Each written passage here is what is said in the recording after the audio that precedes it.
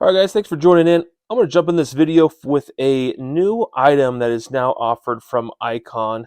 And some of you may have been watching the news lately, especially if you've been watching SEMA. Icon or Harbor Freight has dropped a lot of new products this year for 2023. And this is one of the items that popped up that they said would be dropping in their stores in November. So here we are in November. This is the Icon as they call it, drop point knife with ceramic bearings, a very unique name. And the part number is KDP3. Let's try the other part number back here. Also, Harbor Freight's number is 70613. So what this is their latest attempt at a quality knife that you could buy from Icon um, that goes above and beyond. And some of the items that are unique about it are this G10 handle with this carbon fiber inlay. We'll take a look at it here real quick, as well as the D2 steel in the actual blade itself. So definitely a step up compared to some of the previous knives that Harbor Freight has offered. But let's take a quick look at it. So we'll jump in here now. The knife comes in this foam tray, which, quite honestly, once you take this thing out of the tray, I mean, unless you're someone who likes to hang stuff like this on the wall or put it in a drawer, I mean, they did a good job with it, with the fitment of the tray, but that's pretty much where that goes. Now, looking at the knife, now we mentioned it has a ball bearing in it, a ceramic ball bearing, so it is quite nice to open. It is a smooth function, right? No issues there. And looking here, I mean, looks like they did a little anodized ring inside there. I'll get you guys a little bit closer so you can see. There you go. So the fit and finish, it even has a nice little taper to it. Definitely above board for what is traditional from Harbor Freight. The blade itself, once again, is D2 steel. It's a better steel, right? It's a stiffer, harder steel that holds a sharpness a little bit longer, obviously, than other steels out there. So it is a good steel, but it's not anything groundbreaking. Other manufacturers, a lot of manufacturers use this D2 steel. Even a lot of Chinese manufacturers. Now this appears to be silk screened on. Yeah, this is silk screened on. I don't think it's even etched. It is raised. So that may last a while, it may not. But the blade itself seems nice. And I always like to take a little bit of an edge here. That is smooth all the way across. So the sharpening was actually well done to this blade. Now, how sharp is it? I can give it a quick little test.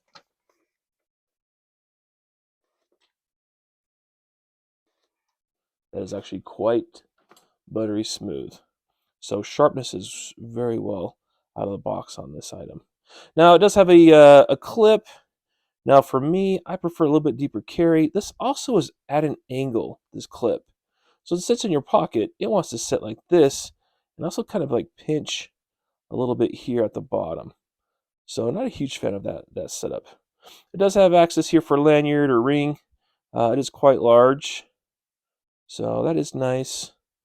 And your line lock here is pretty smooth. If you look real close too, you can see there's actually a contour to it.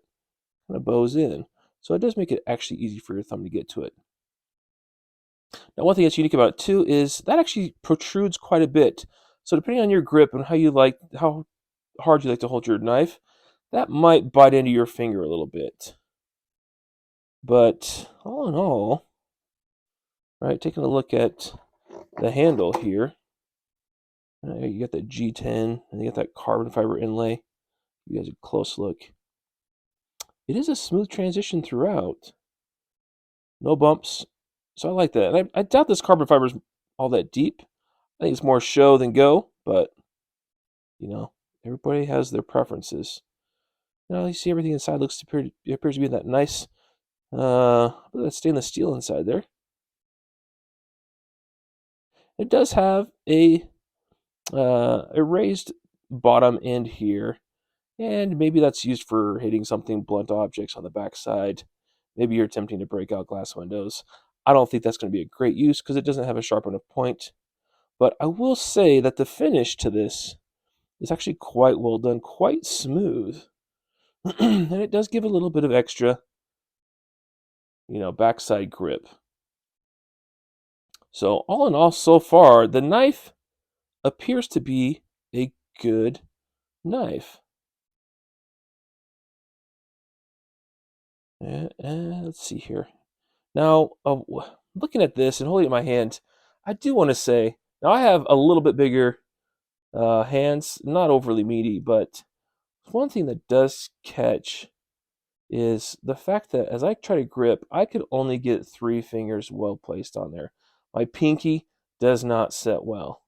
So as I'm holding it in my hand, it is not extremely comfortable. This bump here on the bottom half of the knife is not well placed. Or may I say that your quick release or opening mechanism here sets a bit low in the handle. And I can show you guys here real quick. Now, here's a no-name item that I picked up a while ago, which is similar in size and functionality. But take a look at where the finger flick is located and how it's designed. You can check the line lock too. Right? This has a nice little taper to it as well, or indentation, so it's easy to access one-handed and fling closed. This one too, I believe, is D2 steel. So, but you look at my hand when I grab this one, right? Every single spot on my hand has a good grip, and that is a very secure grip within this knife. Coming back to this one, I'm trying to grab this knife. I am very much choked down on it. Now, there is a relief here, and maybe they're intending that you put your other finger up here to grab it, which does somewhat work. But I'll be honest with you, I do not like my finger jamming in the bottom of the corner of this blade. So, yeah, does that work? Yeah, I could grab there and utilize the knife this way, get those hard, deep cuts. But quite frankly, I usually like to be right about here.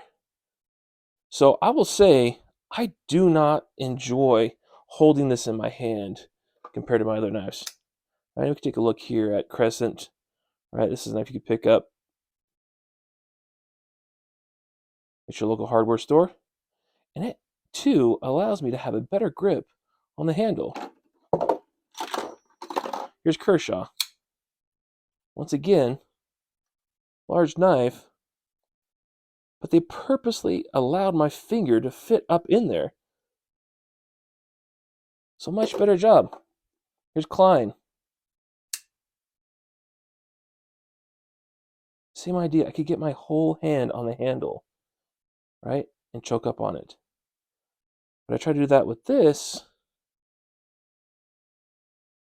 And this protrusion here, I'm not a big fan of. It almost wants to flop forward out of your hand.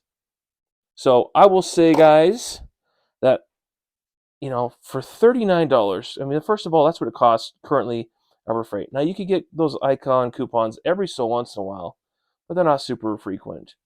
So for $39, this is up there price-wise. It costs more than most of these here right now. Now, I will say that Icon does a great job here, at least here locally for me, that if I have an issue with this knife, if it falls apart, something breaks on it, I take it in, they'll give me a new one. Right? Very few questions asked in that process. But the fact that this style does not allow me to get a good grip, right? I'm finding myself chasing where I want to go, climbing up or climbing down. I do not like that in the process. So, I do not know. I don't know if I'll keep this knife, honestly. So I'd love to hear your guys' thoughts. What do you think of this new Icon knife? Will you guys pick this up? Am I missing something? Why this handle doesn't quite work out for me? Would it work out for you? Please comment, guys. I'd love to hear what your thoughts are. And please like and subscribe. We'll talk to you guys soon.